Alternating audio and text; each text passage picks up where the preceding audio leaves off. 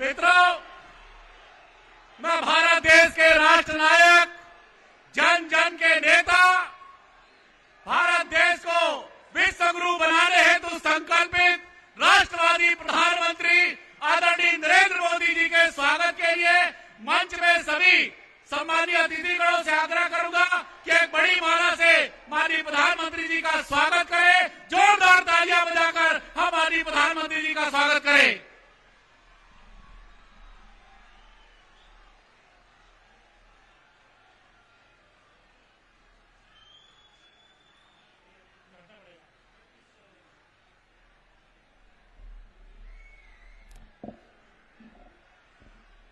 मित्रों, प्रधानमंत्री जी के अभूतपूर्व स्वागत के पश्चात मैं स्वागत भाषण एवं उद्बोधन के लिए केंद्रीय राज्य मंत्री, हमारे रायगढ़ के लोकप्रिय सांसद आदरणीय विष्णुदेव साय जी से आग्रह करूंगा कि वह स्वागत भाषण दे।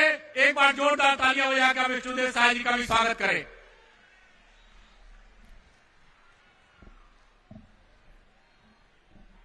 पहले जोर का जयकारा हो जाए। बोलिए भारत माता की, भारत माता की। भारतीय जनता पार्टी जिंदाबाद, भारतीय जनता पार्टी जिंदाबाद।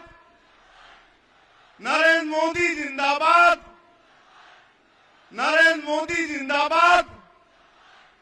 फिर से एक बार, फिर से एक बार। आज ऊर्जा नगरी कोरबा की इस पावन भूमि में आयोजित विजय संकल्प रैली में आज हम सब लोगों को मार्गदर्शन देने और आशीर्वाद प्रदान करने के लिए पधारे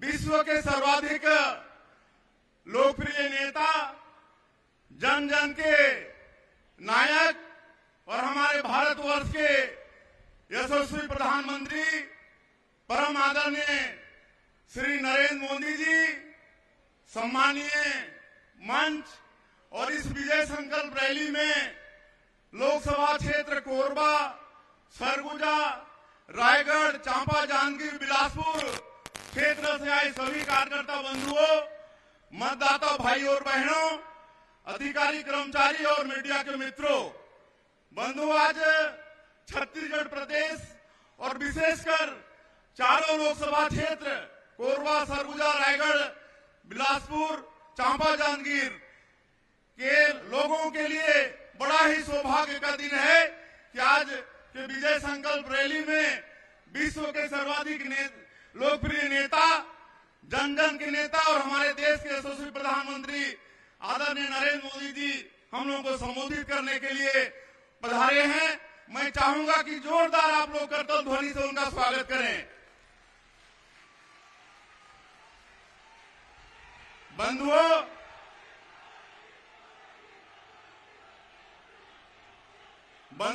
हम सब लोग जानते हैं कि पिछले 5 वर्षों में हमारे आदरणीय प्रधानमंत्री जी ने पूरे दुनिया में हमारे देश का मान और सम्मान बढ़ाया है और प्रधानमंत्री बनने के साथ उन्होंने कहा था कि हमारी ये सरकार गरीबों के लिए समर्पित सरकार रहेगी और आप लोगों ने देखा है कि 5 वर्षों में हमारे यशस्वी प्रधानमंत्री जी ने जितना इस देश की जनता से वादा किए थे सबको 100% पूरा किया है और अनेकों गरीब कल्याण के काम किए हैं। आज इस देश के गरीब शायद कभी सोचे नहीं थे कि उनको रहने के लिए पक्का का मकान और वो भी शौचालय युक्त पक्का का मकान रहने के लिए मिलेगा, लेकिन आज ये हमारे यशस्वी प्रधानमंत्री हैं कि आज गरीबों के लिए पक्का का मकान, शौचालय युक्त देने का संकल्प लिए हैं। आज उनका ये संकल्प है कि आने वाला 2022 को जब हम आजादी का 75वां साल मनाएंगे तो इस देश में सब गरीबों का पक्का का मकान होना चाहिए। हम सब लोगों को मालूम है कि गांव में हमारी माताएं बहनें जंगल से लकड़ी लाके चूल्हा जलाती थी, धुआं होता था, उनको सांस की बीमारी होती थी, लेकिन हमारी माता और बहनों को धुआं से मुक्ति दिलाने का भी कोई काम अगर किया है तो हमारे देश के यशस्वी प्रधानमंत्री जी ने किया है। आज हमारे गांव के लोगों को भी बड़ी बड़ी बीमारी हो जाती है और ऐसे समय में उनको चिंता हो जाती है, लेकिन उनको चिंता मुक्त करने के लिए दुनिया का सबसे बड़ा योजना आयुष्मान भारत योजना 5 लाख का योजना आज उन्होंने शुरू किया है। अनेकों गरीब कल्याण के कार्य हुए हैं। आज बिजली वाले घर खोज खोज वहां पर बिजली लगा रहे हैं। इस तरह का सारा काम आप लोग देख रहे हैं। तो हमारा देश विकास में आगे तेज गति पकड़ लिया है और इस गति को और बरकरार रखने के लिए यह आवश्यक है कि फिर से नरेंद्र मोदी जी प्रधानमंत्री बने और हमारे देश को विश्व गुरु बनाए। और जिस तरह से उन्होंने हमारे देश को सुरक्षा प्रदान किया है, आप सब लोगों को मालूम है। और आज पूरे जनता में मोदी लहर है।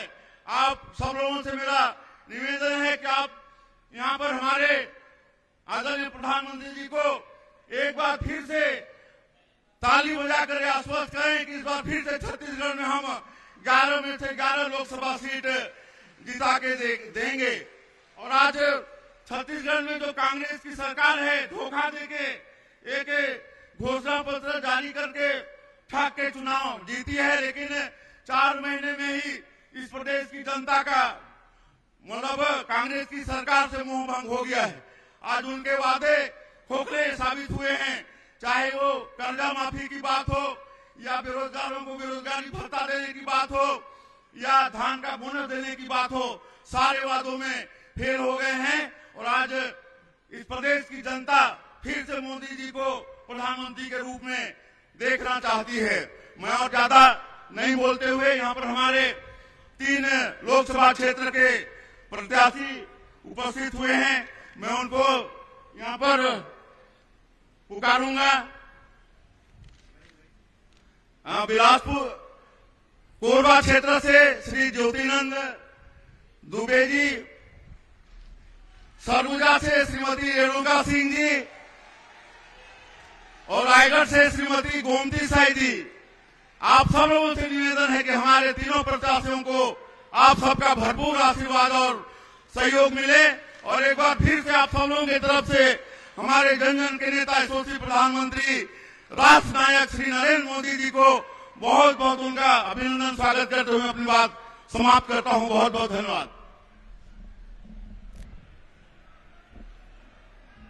मित्रों, बड़े गर्व और गौरव का विषय जिनको हम सुनना चाहते हैं, जिनके प्रति हम जन समर्थन व्यक्त करने आए हैं, भारत देश के राष्ट्र नायक, जन जन के नेता, भारत देश को विश्व गुरु बनाने हेतु संकल्पित यशस्वी प्रधानमंत्री आदरणीय नरेंद्र मोदी जी को मैं सादर आमंत्रित करता हूं कि विधानसभा को संबोधित करने के लिए जोरदार तालियों के साथ आपका स्वागत करें। भारत माता की, भारत माता की, नरेंद्र मोदी जिंदाबाद, नरेंद्र मोदी जिंदाबाद, नरेंद्र मोदी जिंदाबाद, हर हर मोदी, हर हर मोदी, हर हर मोदी।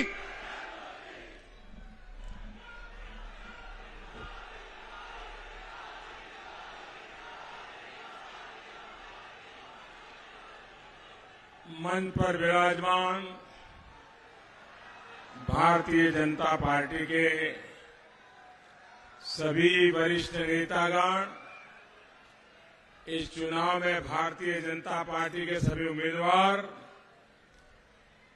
और हम सबको आशीर्वाद देने के लिए विशाल संख्या में पधारे हुए मेरे प्यारे भाई और बहनों,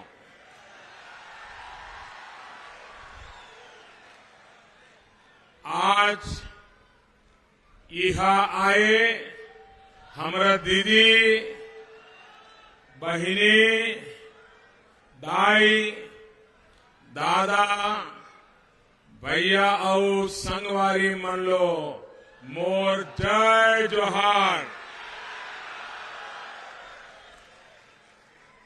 आजादी के लिए सर्वोच्च बलिदान देने वाले शहीद वीर नारायण सिंह और वीर गुंडाधुर को मेरा कोटि कोटि नमन।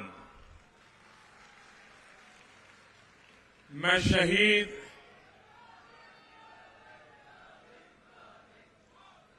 शहीद भीमा मंडावी और हमारे 4 जवानों को भी आदरपूर्वक श्रद्धासुमन अर्पित करता हूं। लोकतंत्र की रक्षा के लिए जो बलिदान आपने दिया है, उसको ये देश हमेशा हमेशा याद रखेगा। साथियों, ये दुर्भाग्यपूर्ण है कि हमला उस क्षेत्र में हुआ जहां नक्सलियों के प्रभाव को बहुत कम किया जा चुका था। सवाल ये कि आखिर ऐसा क्यों हुआ?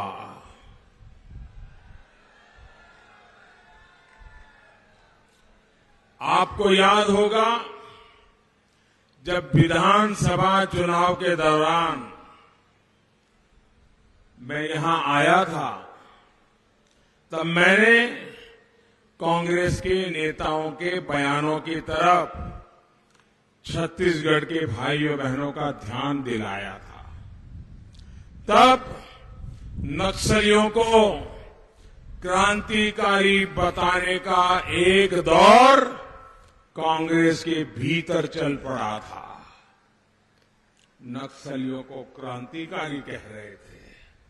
आज जो यहां हो रहा है, वो कांग्रेस द्वारा नक्सलियों का हौसला बढ़ाए जाने की वजह से ही हो रहा है। भाइयों बहनों, आखिर ये कैसी राजनीति है? एक तरफ हमारे जवान पूरे देश की रक्षा और सुरक्षा में जुटे हैं। आदिवासी इलाकों में, पिछड़े इलाकों में नई सड़कें बने, रेल लाइनें बिछे, गांव-गांव बिजली पानी पहुंचे, गांव-गांव में मोबाइल का नेटवर्क पहुंचे, उद्योग धंधे लगे। इसके लिए हम सभी दिन रात लगे हैं। वहीं दूसरी तरफ फिर से प्रदेश को हिंसा के भयानक दौर में धकेलने की साजिश चल रही है।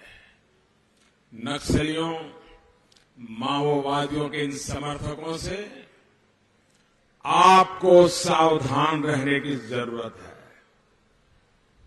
साथियों, नक्सलियों का ये मनोबल कांग्रेस के ढकोसला पत्र से भी बढ़ रहा है। कांग्रेस जिसे मैनिफेस्टो कहती है, वो उनका ढकोसला पत्र है और उस ढकोसला पत्र में इसकी बू आ रही है। इस चुनाव में कांग्रेस ने ऐलान किया है कि अगर दिल्ली में उसकी सरकार बनी तो वो राष्ट्रद्रोह का कानून खत्म कर देगी। इसका मतलब क्या हुआ?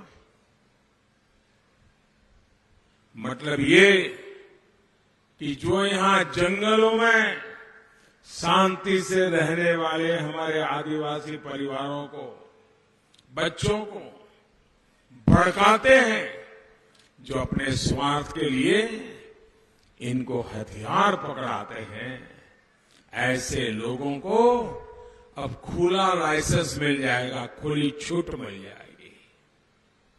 उन पर वैसी सख्त कार्रवाई नहीं हो पाएगी जो हमारी सरकार कर रही है। भाइयों और बहनों, क्या राष्ट्रद्रोह का कानून हटना चाहिए? पूरी ताकत से बताइए, क्या राष्ट्रद्रोह का कानून हटना चाहिए? कांग्रेस का हाथ विकास के साथ या विनाश के साथ है। क्या आप चाहते हैं कि छत्तीसगढ़ हिंसा के उस पुराने दौर में पहुंच जाए? छत्तीसगढ़ को लैंडमाइन चाहिए या फिर छत्तीसगढ़ को बिजली की लाइन और पानी की पाइपलाइन चाहिए? भाइयों बहनों, कांग्रेस का पंजा सिर्फ नक्सलियों के साथ ही नहीं है, बल्कि उन लोगों के साथ भी है जो देश के टुकड़े टुकड़े करना चाहते हैं।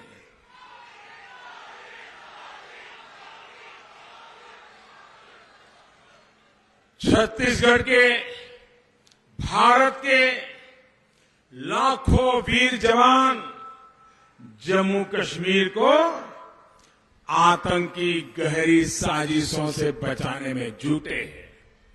वहां के नागरिकों की रक्षा में अपना प्राण दे रहे हैं, लेकिन कांग्रेस का पंजा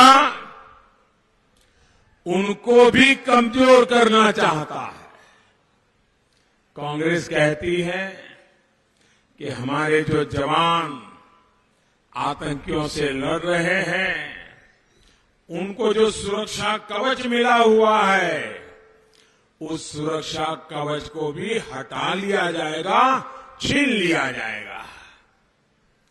क्या ये शोभा देता है? क्या ये सही सोचा जा रहा है? क्या देश के लिए जान हथेली पर रखने वाले हमारे सपूतों को जो एक विशेष कानूनी अधिकार मिला है, उसको कांग्रेस छीनना चाहती है। साथियों, कांग्रेस के इस ऐलान से हिंसा और आतंक फैलाने वाली ताकतें खुशी के मारे उछल रही है, नाच रही है।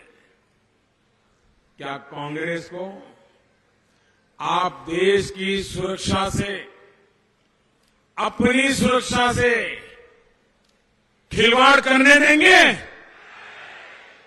भाइयों और बहनों, कांग्रेस बरसों पहले जमीन से इतना कट चुकी है कि उसे देश के लोगों की भावनाएं, देश के लोगों की जरूरतें समझ ही नहीं आ रही है। एक परिवार की गुलामी, उस परिवार का हुक्म मानने की यही कांग्रेस की सच्चाई बन गया है। यहां छत्तीसगढ़ में भी जो कुछ हो रहा है वो दिल्ली से तय हो रहा है, वरना क्या कारण है कि जो आयुष्मान भारत योजना यहां के गरीब परिवारों को जीवन दान दे रही थी, वो अचानक बंद कर दी गई।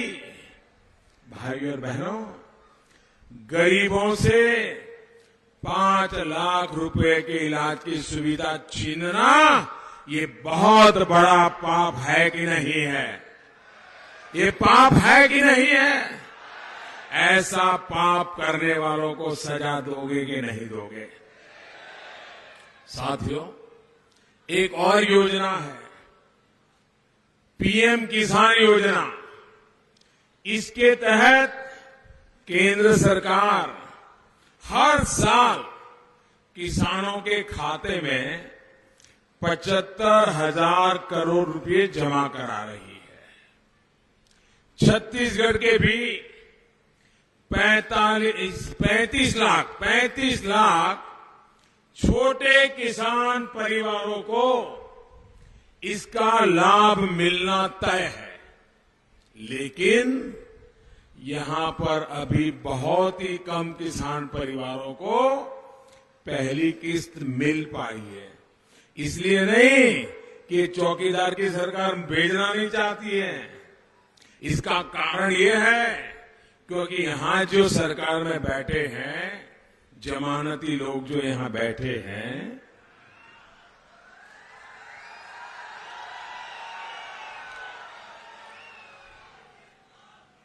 उनको लगता है अगर चौकीदार के द्वारा भेजे गए 75,000 करोड़ रुपए की रकम में से छत्तीसगढ़ के हिस्सा अगर मिल जाएगा तो उनकी नैया डूब जाएगी। ये अपनी नैया बचाने के लिए हमें किसानों की सूची नहीं दे रहे हैं। मुझे बताइए, ये किसानों के साथ विश्वासघात है कि नहीं है? ये छत्तीसगढ़ के साथ विश्वासघात है कि नहीं है? ये आपके साथ विश्वासघात है कि नहीं है? भाइयों और बहनों, लोगों के साथ विश्वासघात करने में, उन्हें धोखा देने में कांग्रेस को दशकों का अनुभव है। पीएचडी कर लिए उन्होंने, और एक नहीं, हर छोटे बड़े ने पीएचडी कर लिए। कांग्रेस की न नीयत साफ रही है और न ही नीतियां। एक बार दिल्ली में अगर मजबूर सरकार बन गई तो इनको तो बिल्कुल माला माल हो जाएंगे। फिर तो कोयला खानों की बंदरबाट करेंगे।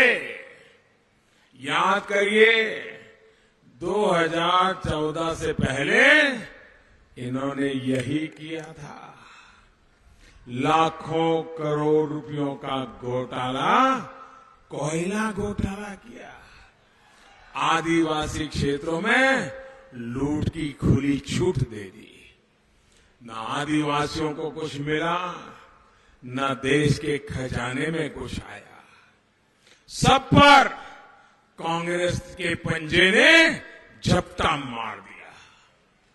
भाइयों और बहनों, इनकी साजिश सिर्फ इतनी नहीं है, बल्कि इससे भी गंभीर है। कांग्रेस का इरादा गरीबों के लिए चलाई जा रही योजनाओं को बंद करने का है। यहां आयुष्मान भारत को बंद करके और भी कई योजनाएं बंद कर दी। अभी हमारे अध्यक्ष जी मुझे बता रहे थे, उन्होंने यही काम किया है। इसी तरह जो यूरिया है, जो सस्ता राशन गरीबों को मिलता है, ऐसी सरकारी सहायता को ये बंद करने का मन बना चुके हैं। जो हमारे जवानों की सुरक्षा छीने, जो हमारे किसानों को मिलने वाले पैसों को रोके, जो हमारे गरीबों की स्वास्थ्य सुरक्षा छीने, ऐसी कांग्रेस को छत्तीसगढ़ के जितना जल्दी निकालोगे भाई, उतना छत्तीसगढ़ का भविष्य उज्जवल होगा। और ये मौका है, ये मौका है भाइयों। साथियों, एक तरफ कांग्रेस आपसे सुविधाएं छीनने की बात कर रही है, वहीं भाजपा ने अपनी योजनाओं को विस्तार देने का संकल्प लिया है। 2022 तक, 2022 में हमारी आजादी के 75 साल होने वाले हैं, और हमने तय किया है 2022 तक सभी परिवार जिनके पास अपना पक्का घर नहीं है, उन सभी परिवारों को पक्का घर मिले। और ये मोदी है, वादा करता है तो पूरा भी करता है। दिन रात मेहनत करता है, जी जान से जुट जाता है, और घर भी सिर्फ 4 दीवारें नहीं, घर भी ऐसे जिसमें गैस का कनेक्शन होगा, बिजली भी होगी, सस्ते में एलईडी बल्ब की भी होगा, शौचालय भी होगा। भाइयों और बहनों, 23 मई को क्या है मालूम है ना? क्या है? 23 मई को चुनाव का नतीजा आएगा। 23 मई को फिर एक बार 23 23 मई को फिर एक बार मोदी सरकार आएगी। तब पीएम किसान योजना जो आज 5 एकड़ और उससे कम लोगों के लिए है, उसको सभी किसान परिवारों के लिए लागू कर दिया जाएगा। जो छोटे किसान और खेत में काम करने वाले खेत मजदूर हैं, उनके लिए भी एक बहुत बड़ा तोहफा देने का हमने संकल्प किया है। हमने तय किया है उनको 60 वर्ष की आयु के बाद हर महीना नियमित पेंशन मिले, इसकी भी व्यवस्था होगी। किसान को भी मिलेगा और खेत मजदूर को भी मिलेगा। साथ ही हमारे छोटे छोटे दुकानदार ठेका लेके बैठे हैं, छोटी सी एक दुकान लेकर के बैठे हैं। हमने तय किया है कि हम नई सरकार बनाने के बाद इन छोटे छोटे दुकानदारों को भी हर महीना नियमित पेंशन 60 साल के बाद मिले, इसका भी प्रबंध करेंगे। साथियों, इसी तरह जनजाति और वनवासी समुदाय के लिए एकलव्य मॉडल स्कूल का विस्तार भी बढ़ाया जाएगा। पढ़ाई के साथ साथ कमाई बढ़ाने के लिए देश भर में 50,000 वन धन विकास केंद्र खोले जाएंगे। जो हमारे आदिवासी सेनानी हैं, उनके स्मारक बनाने का काम भी होगा, हम तेजी से करने वाले हैं। भाइयों और बहनों, सबका साथ सबका विकास के मंत्र को मजबूत करते हुए इन सभी संकल्पों को हमें पूरा करना है। इसके लिए आपका एक एक वोट जरूरी है। दिल्ली में ऐसी मजबूत सरकार आपको बनानी है जो राष्ट्र हित में ऐसे फैसले ले जिससे हमारा देश मजबूत हो। आपका हर वोट जो कमल के निशान पर पड़ेगा, वो सीधे मोदी के खाते में आएगा, इस चौकीदार के खाते में आएगा। भाइयों बहनों,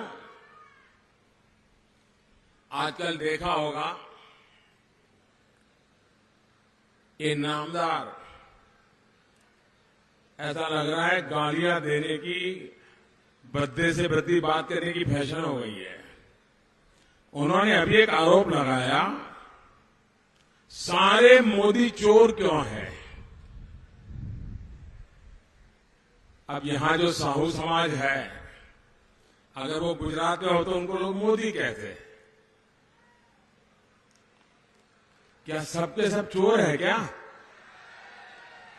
क्या इनको शोभा देता है क्या? ये भाषा बोली जाती है क्या? भाइयों बहनों, ऐसे लोगों को उखाड़ फेंकने के लिए मेरे साथ संकल्प लेंगे क्या? संकल्प लेंगे क्या? मैं जो कहूंगा उसके बाद आपको बोलना है चौकीदार। बोलेंगे? क्या बोलेंगे? क्या बोलेंगे? क्या बोलेंगे?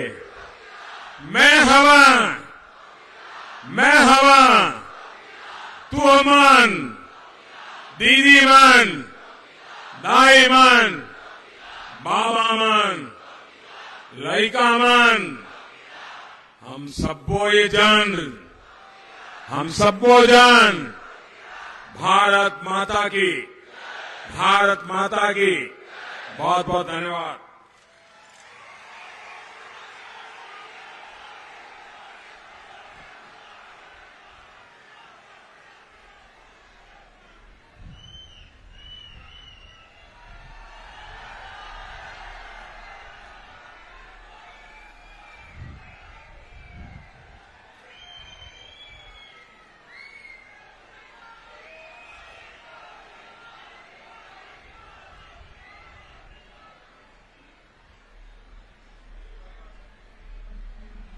मैं आभार व्यक्त करने के लिए भारतीय जनता पार्टी कोरबा के जिला के अध्यक्ष श्री अशोक चौहानी से आग्रह करूंगा कि आज की जनसभा का आभार व्यक्त करेंगे।